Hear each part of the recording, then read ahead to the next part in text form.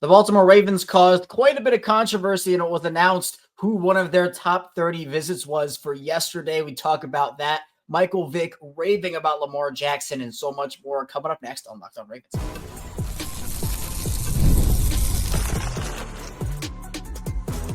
You are Locked On Ravens, your daily Baltimore Ravens podcast. Part of the Locked On Podcast Network, your team every day. Welcome into another edition of Locked On Ravens, your daily Baltimore Ravens podcast. I'm here with you, your host, Kevin Oestreicher, Ravens Wire, and we are here with you on the Locked On Podcast Network, your team every day. Thank you so much for being here on this lovely Taco Tuesday, making us your first listen of the day and just a part of your day in general. As always, we're free and available on all podcasting platforms, so you can catch us in video form on YouTube, where you can like and subscribe to the channel, and also in audio form wherever you get your podcast. 5 days a week plus more of daily Ravens coverage from us. And today's episode of Locked On Ravens is brought to you by FanDuel. Right now, new customers get $250 in bonus bets when your first $5 bet wins. Former Baltimore Ravens wide receiver and Super Bowl champion Qadry Ismail is back with us. Draft is almost 2 weeks away. As the weeks get closer, the draft memories start to fill your mind up a little more based off what you went through in your process? You know, it's weird because the draft in my mind was so long ago, yet it is like yesterday. And what I mean by that, yeah, every guy wants to fulfill his childhood dream. And part of his childhood dream is getting his name called during that draft process and knowing what team you're going to and all the fanfare that comes with it. Then the reality of it all comes is that when that day comes, you're just sitting there on pins and needles and you have no idea what's really going to come about. And then you just wait. And then finally your name gets called and you're like, oh my God, But even in that, I tell everybody that I get a chance to work with or train. And I tell them that, look, being drafted is great. But being a part of that opening day roster and that guaranteed contract, because you're on the active roster, now that is the day you celebrate. Because there's so many guys over the years that have got drafted that just never really amounted to anything. So, yes, is it an important stepping stone? Sure. Shows your talent? Sure. Shows that, you're able to be one of those, special players that NFL evaluators thought you were, great enough to be in that select company. Awesome.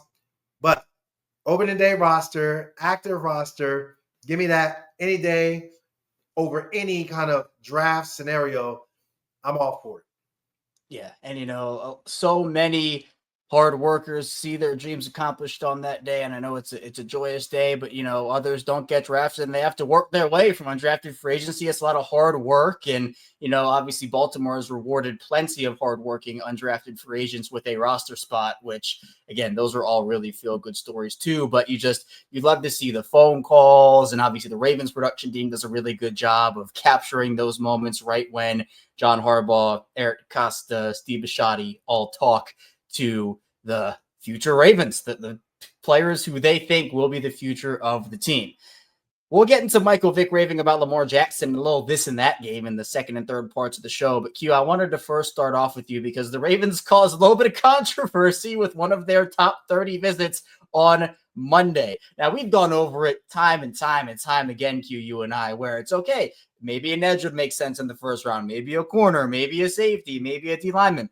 Well, on Monday, Ian Rappaport reported that after working out for 30 NFL teams last week, UCLA linebacker Carson Schwezinger is on a top 30 visit to the Ravens. The rising prospect could be in play for Baltimore at number 27 to pair with All-Pro Roquan Smith in the middle.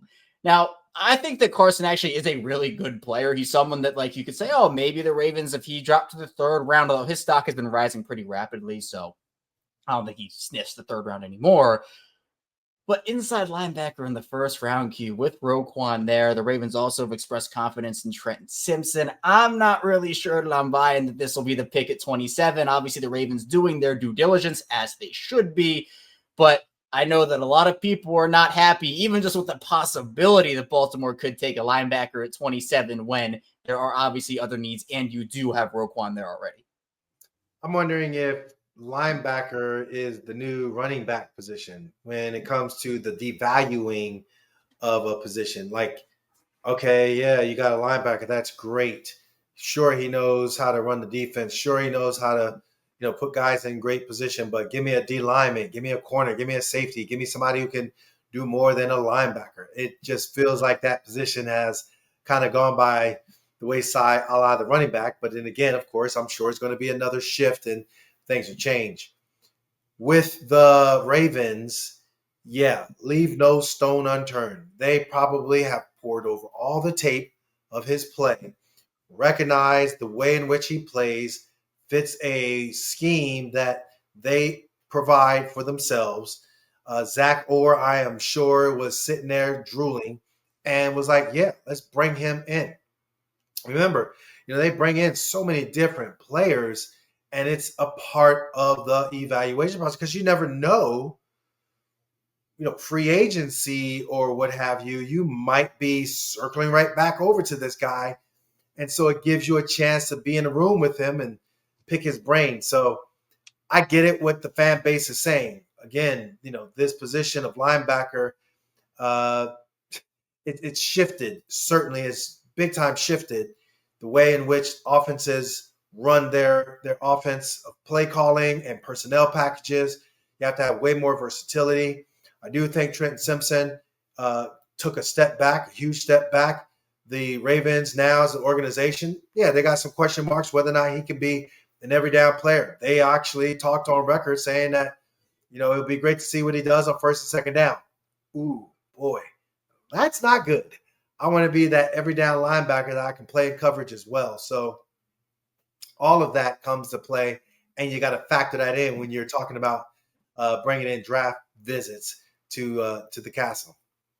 Yeah, and I think that, again, just feels like the Ravens don't have a ton of trust in Trenton Simpson right now, which I don't blame them based off of the year. I mean, they thought he would have a great season. They had to really panic and pivot, and they kind of just threw something together with, hey, Chris Ford, Malik Harrison, we need you now. And they both had their up and down moments, but to get a consistent linebacker option next to a guy like Roquan would be awesome. Or do they just play more dime this year, and then all of a sudden you have a dime linebacker like they had with Chuck Clark up in the box, and you only have to play one pure middle linebacker, and you just have a bunch of secondary guys roaming around the field? That is another option. But again, it's nothing against Carson at all, because again, this is a guy that he is an elite processor. The Ravens also really needed somebody to cover tight ends and running backs out of the backfield with effectiveness. Roquan did struggle in that area quite a bit last season.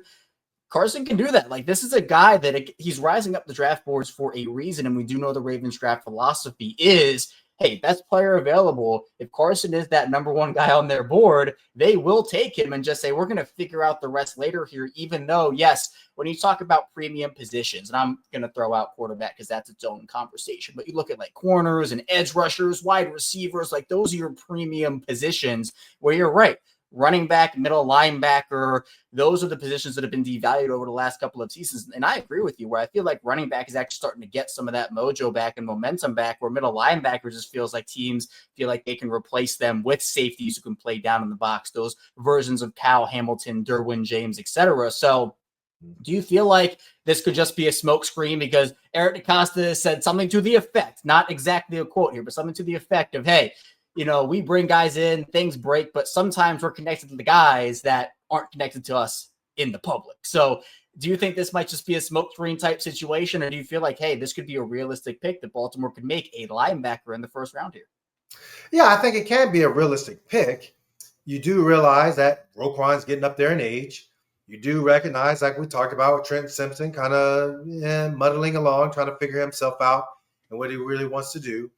I think the way football has kind of morphed and why we saw the kind of resurgence of the running back, if you will, is because linebackers got way more versatile in their size. They downsized to be more speedy to cover running backs or tight ends out of the backfield, to cover, that bigger receiver that teams might have. And that is where you got to get a guy that's faster. You're just not going to have teams line up in the eye anymore. You got guys lining up in the gun, you line up in shotgun or the pistol rather, I should say. And because of that, that is where teams adjust. Now it's flipping back the other way. You can, be more of a powerful running football team if you're going on the other side of the ball and your guard is teeing off on a linebacker that's, only 214, 220, 225 at the most because he's trying to cover guys. And so now you're getting guys being able to get up to that second level and really just pounding the ball right down their throats. So it's a game of adjustments and delicate adjustments. And yes, the Ravens have to think about the now because Steve Bisciotti was talking about thinking about the now when he was being interviewed by Ravens Productions. I think this is where, Eric DeCosta and them kind of got to weigh their pros and cons of now and the future and respect both of them because that's what you got to do as a general manager. But when your coach is talking, or your owner, is talking about drafting guys for now, winning now, I don't care about the future. Well, I think you just heard the directive of what you should be looking at and doing. So if he's that guy, he better be an explosive now type player that can assimilate Mike linebacker or Will linebacker or, be in a position where he could be an every down player for Zach Orr's defense. Yeah, and again, the Ravens love moving guys around. They like the ability that a lot of these players have, and I think for an inside linebacker, yes, it's not a premium position, nor is it their biggest need. If you're talking about needs, edge is priority, D-line, corner, like we've talked about those. But it is possible. It wouldn't be my favorite pick in the world, but again, like you said with Zach Orr's defense, he would find a way to use these guys, much like he has found a way to use a lot of the other players on that defense. And this is year 2 for Zach Orr. So it's going to be a huge year for him with a year of familiarity with the play calling. He has his feet under him now. And again, if you add a player, doesn't matter what position, could be first level, second level, third level, Zach Orr will be able to find the best use for him. I'm pretty confident in that. Coming up in the second part of the show, we'll round out who else the Ravens had for a visit on Monday, as well as getting into Michael Vick raving about Lamar Jackson. Stay tuned. A lot coming your way on Locked On Ravens. First, the show was brought to you by Chewy. You've probably heard of Chewy. They really do have everything you need to keep your pet happy and healthy. Whether you're shopping for food, treats, or even pet health care, Chewy makes it fast, easy, and affordable. With over 100,000 products from all your favorite brands, Chewy has everything your pet needs, from food and treats to toys, beds, and grooming. It's not just for dogs and cats. They've got supplies for birds, fish, reptiles, and small pets too. Chewy also makes it easy to manage your pet's health with prescriptions, telehealth, vet visits, and even in-person vet clinics rolling out nationwide. The Chewy customer service team is there for your every need, and Chewy makes managing pet care easier. You never run out of essentials. You have easy access to vet care, and everything is delivered to your door. Chewy has everything you need to keep your pet happy and healthy. Right now, you can save $20 on your first order and get free shipping by going to chewy.com or clicking the link in the description. Save $20 on your first order with free shipping by clicking the link in the description. Minimum purchase required. New customers only. Terms and conditions apply. See site for complete details. Minimum purchase apply. New customers only. Terms and conditions apply. See site for complete details. Back on Locked On Ravens with Qadry Ismail. I am Kevin Oestreicher. Q. Inside linebacker was not the only position the Ravens had in the building for a visit, and I think that might be a relief, a sigh of relief for some people to say, okay, what other position are they looking at? It was offensive line. Ohio State offensive lineman Josh Simmons. Actually, I got the days mixed up. I thought it was Ravens on Monday and Packers Tuesday. It actually was Packers on Monday and Ravens today. So Simmons will be visiting the Ravens today. Simmons is someone who people say to you could have been the best offensive lineman in this class, but suffered a knee injury in the middle of last season. It was, I think, reported initially as a torn ACL, but apparently it was a torn patella tendon. He said he's ahead of schedule, ahead of recovery in that. Simmons is someone that with Ronnie Stanley, offensive tackle is not the biggest need for them right now. I mean, you have Ronnie, you have Roger Rosengorn, you could potentially kick Simmons into guard if that's what you feel like. But coming off of the injury, a knee injury like that, plus with the need that the Ravens have at the guard position more so than the tackle position, how are you feeling about the offensive line right now for Baltimore? Yeah, I think the offensive line is still, as much as we are happy Ronnie Stanley has resigned. We know what Roger Rosengarten has been about. We know what Tyler Linderbaum has been about. Daniel Faalele, man, that guy, you ask 10 people that are in the know, you're going to get 10 different opinions. I think the the main opinion clearly is that John Harbaugh likes him, and that's all that really matters. But I think for the offensive line on that left guard spot, okay, what is Voorhees going to be? And competition is across the board for the O-line outside of Linderbaum. And I think Roger Rosengarten solidified his spot. And clearly we know Ronnie Stanley has held it down. But I really think the bigger picture is the versatility of the offensive line and getting some depth on the offensive line. So if you get a guy who could be a swing tackle, who could play some guard as a young player, then go ahead and do it. That would make the most sense to me. I think an interesting follow-up, because I've seen people talk about it, is especially on the offensive line. Honestly, we had this conversation a bit last year with, for example, like an Amarius Mims, who ended up going to Cincinnati, but the Ravens didn't necessarily have a spot to put him in their tackle room unless they wanted to try to flip him over. If Josh Simmons, let's just say he's drafted in the at 27, first-round pick, and the Ravens do not play him year one. He's on the bench. He's learning from Ronnie. Maybe he's the swing tackle, sixth offensive lineman. Do you think that that's a waste of an asset for this season, that your first-round pick is not playing for you? Would you rather get someone who could have that immediate impact, or are you okay with the first-round pick sitting on the bench for the Ravens this season? Not at all. Don't even talk like that. It hurts my ears. We have a directive. Win now. We got that window, and that window is another year closed. Why? Because every year it's wide open in the beginning, but then every year afterwards, it gets a little smaller, and a little smaller, and a little smaller. And Steve Bisciotti knows it. We talked about it. I think that's something that I even talked about on our previous shows, where you want a now type performer. You want a guy that can go in there and is not going to blink twice.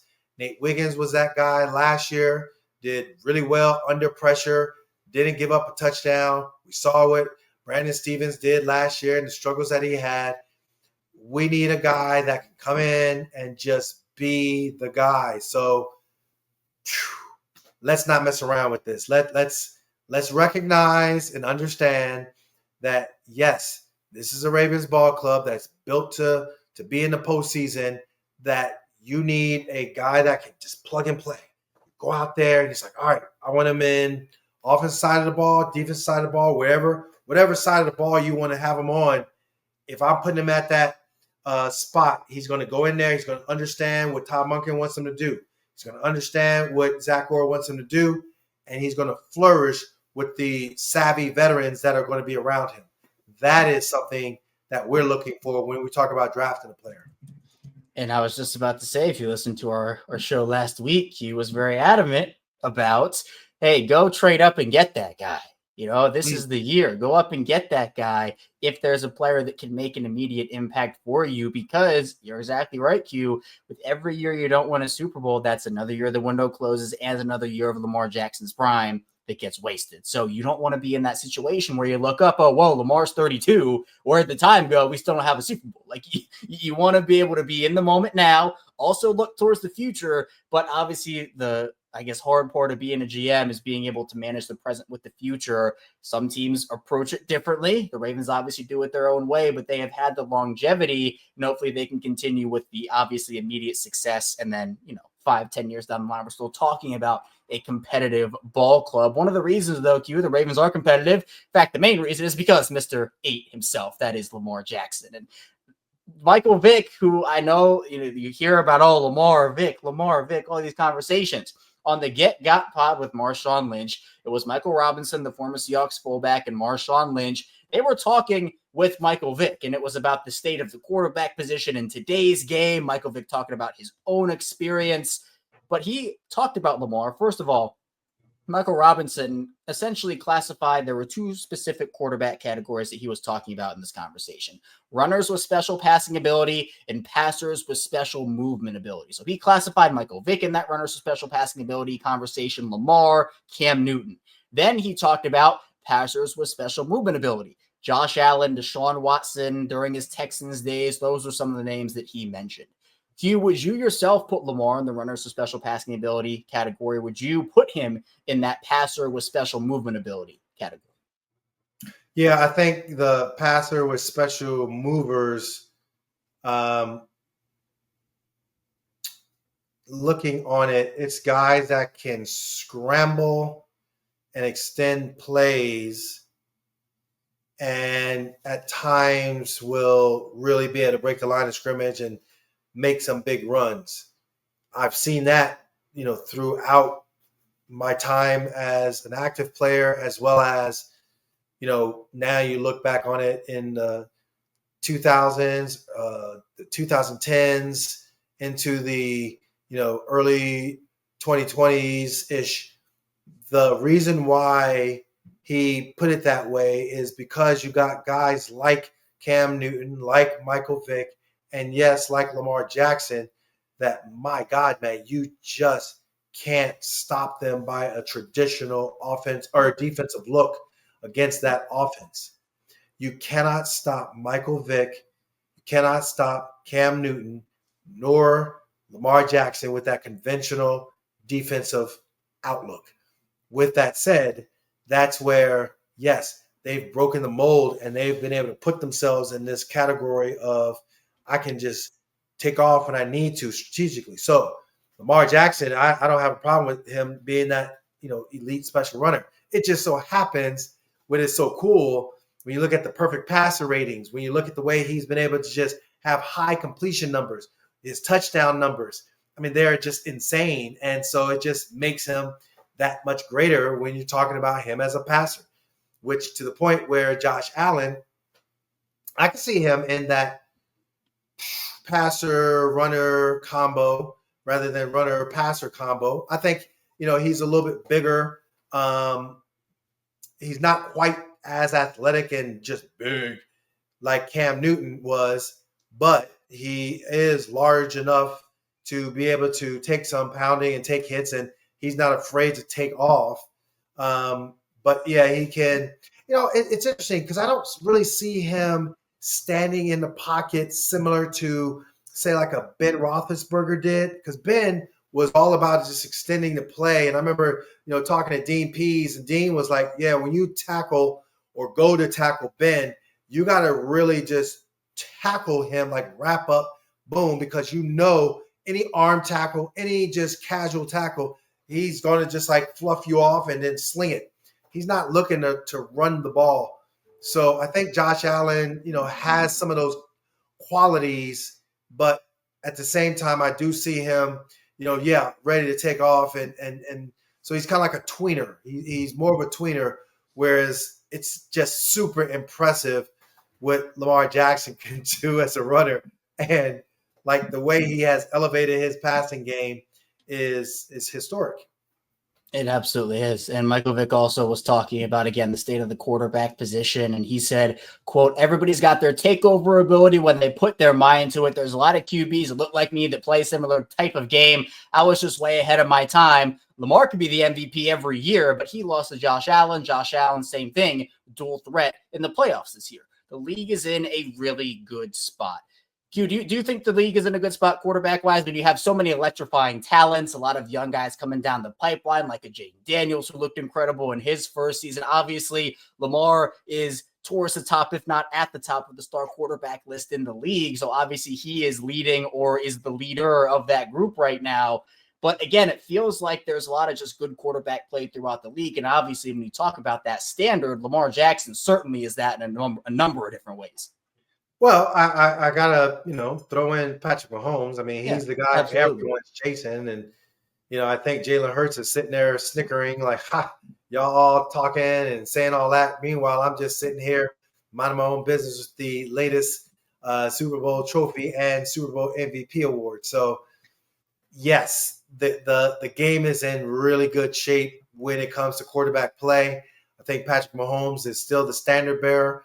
I know Lamar Jackson has to break free of whatever playoff issues that is holding him back, advancing through the playoffs and getting to the title game. But then even getting to the title game is going to be a challenge unto itself, and then the Super Bowl. So I think that's something that, Lamar Jackson got to figure out. We saw Joe Burrow. He rightly, wrongly, however you want to say it, he got to a Super Bowl. Did they win it? No.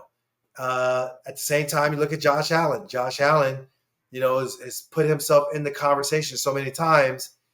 Unfortunately for him, he has had that Patrick Mahomes situation as well. So I think, for guys needing to take the necessary next steps, it's Super Bowl or bust to really be up on that level. But to answer your question, is it entertaining? Is it cool? Is it great to see, Jalen Hurts, Jaden Daniels, guys like that? Absolutely. I think the collective of players, as much as he's more stats than, I'd say substance in a sense, Justin Herbert, I think he's done a really good job of being a franchise quarterback. I think he's like in that next tier down where, he's good stuff. But yeah, he's in that next tier down. He's in that Dak Prescott tier where, you guys show some brilliance. You guys show some amazing stuff, but you kind of, that third tier down. So, but yeah, absolutely, the league is in great hands. I think it speaks a lot. So when you're talking about those tiers, Q, obviously you do have your star level, like that elite of the elite type. But then when you go down the tier list, there are still really good quarterbacks in that second tier and that third tier stars. Like, I think the league is in a great spot. I think it was just really cool to see and hear Michael Vick say, hey, Lamar could win the MVP every year if he really wanted to. Like, that's just, you could win MVP. That is how it is. I think, again, there's a lot of respect there between Lamar and Michael Vick, and Michael Vick, again, singing Lamar's praises there. Coming up, we're going to do a little rapid fire draft game, this or that, talking about Ravens positions of need and which one we feel like the Ravens need more. So be sure to stay tuned. A lot coming your way on Locked On Ravens. First, this show is brought to you by FanDuel. The NBA playoffs are almost here, and FanDuel is giving new customers an incredible way to get in on the action. Right now, when you join FanDuel and place your first $5 bet, you get $250 in bonus bets if your bet wins. Now, I love how FanDuel makes betting super easy, whether it's picking my favorite team or diving into player props. From three-pointers to steals to assists, FanDuel has so many ways to bet your favorite player props. Plus, after the game tips off, you can even combine live prop bets into a same-game parlay for a chance to win big. Now, I'm a big Denver Nuggets guy. The Nuggets are fighting for playoff positioning right now. They suffered a tough loss to the Pacers a couple of nights ago. So if you picked the Pacers outright to win that game, you're probably living large on FanDuel, although that did make me a little bit sad. So you are profiting off of my sadness, which is still okay because FanDuel is the place to go. And again, right now, when you join FanDuel and place your first $5 bet, you'll get $250 in bonus bets if your bet wins. Don't miss out. Head to FanDuel.com and claim your $250 in bonus bets today. We return Locked On Ravens. Kevin Oestreicher and Qadry Ismail still talking with you here on the show. Tuesday edition. Draft almost 2 weeks away in Q. Let's play this little rapid fire game. This or that. I'm going to give you two positions. You are going to say which one that you feel like the Ravens need more, which one you would like to see the Ravens draft. And then whichever one you pick, I will add another position. You got to pick between those two. So let's start off first. Let's just start in the secondary. I know that you can warp them together sometimes, corners and safeties. Some corners play some safety too. Other safeties play corner. But when you talk about those two positions, cornerback and safety, which one are you picking for the Ravens draft-wise in terms of which one you feel like they need more? Whew, boy, I would say they would need safety more, but you always need corners. And history has shown from the Ravens going into training camp with this good plethora of depth at the cornerback position, only by week 3, be like, oh my God, we're decimated. So I got to say corner. Yeah, it just feels like, again, if the Ravens, I know they took a corner in the first round last year, Nate Wiggins, right? Obviously, I think that might factor into some people's decisions. There are some good safeties as well, but you're right, where it's like, it feels like the Ravens and a lot of other teams lose corners at such a rapid pace. You can never have enough of them. I think the safety class is stronger than the corner class this year, but there are still some decently solid corners. You could even trade up for a guy if a guy starts falling. So I agree with you. I think that corner is the one, although I will say my top safety in this class is Nicky Manwari out of South Carolina, who I know is being compared to a more athletic Kyle Hamilton. If he is on the board, then I say safety. But I think all other instances, I probably go corner. So you say corner. Let's bring in a different position. Cornerback or defensive lineman on the interior. Which one do you feel like the Ravens need more? So you said on the interior, they're probably still finagling their roster and waiting for after the draft and what other free agents. Like they can get other free agents that will probably be released. I would say corner still.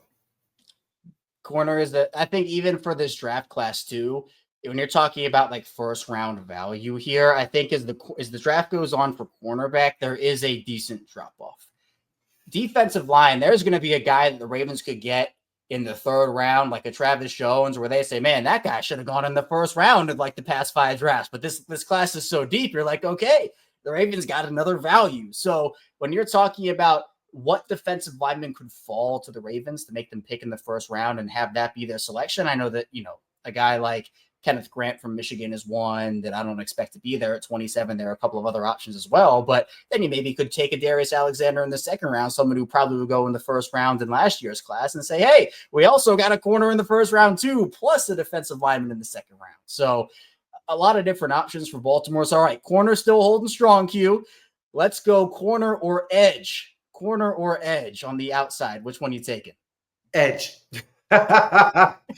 Because I think if you look at edge and if there's a now ready player, trade up, and you get rid of some of the now ready players, trade up, and if you get rid of some of those draft picks that are not going to be now ready players, trade up, then that edge guy you're going to get because he's a now ready player and you play in the AFC North.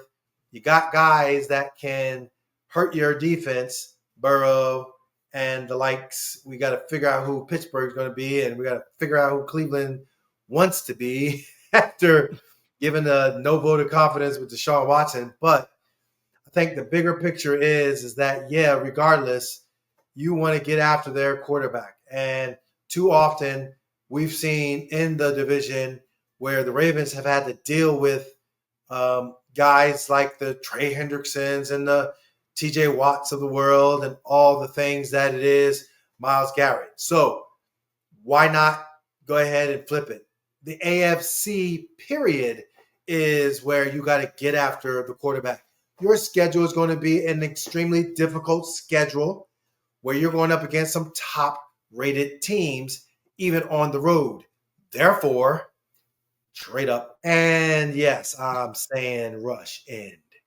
So I think you might want the Ravens to trade up. That's what I got from your answer. That's just what I got there. All right, one last one, rapid fire, edge or offensive line. Where are you going? I mean, shoot, let's keep it at edge. Like, shoot, trade up and get an edge guy that can, handle some of the quarterbacks that you're going to be trading up to go ahead and handle. So, yeah, when it is in that crunch situation, fourth quarter, late in the year, playoffs, straight up, get a guy that is a now ready player. Keyword of the episode, trade up. That's the key phrase. So edge wins out for Q, and I like that a lot, honestly. But Q, I appreciate you hopping on. That's all I have for you. Please, on the way out, I know you're a busy guy, as always. Tell people where they can find you and what you're working on. Yeah, it's Missile Training at missiletraining.com. Missiletraining.com is where you can find me, locate, interact with me as far as human movement, sports performance training, team training, individual training. Doesn't matter the age. You could be a person that is just looking to improve on their overall health and movement and recovery. I got all the protocols that you would need. You reach out to me. We'll have a dialogue. Speaking of dialogue, WJZ, the Purple Shows is where you can also find me during the season. My Purple pregame is on every week, breaking down the Ravens and what they're going to be looking for in their weekly opponent. But then in the off season, it is Kevin Oestreicher, Qadry Ismail, Locked on Ravens. Right here, lock us in. You'll see us on all the media platforms, and we're talking the kind of shop as far as off season as well as in season. In season, my favorite, Kevin Oestreicher, he hijacks me every week, holds me hostage, and he breaks down and pontificates on what ifs. I struggle with it, but I love it because it is football. It's Ravens football. Tune in. Check us out. And you know the drill. Be sure to like all of Q's work. Go check him out everywhere. Links will be in the description down below. Q, appreciate you as always. Thanks so much for hopping on. Thank you to everybody for watching, listening to Locked On Ravens today. On the way out, hit the like and subscribe button in video form. Follow along in audio form for 5 days a week of Ravens content. And we'll see you right back here tomorrow on Locked On Ravens.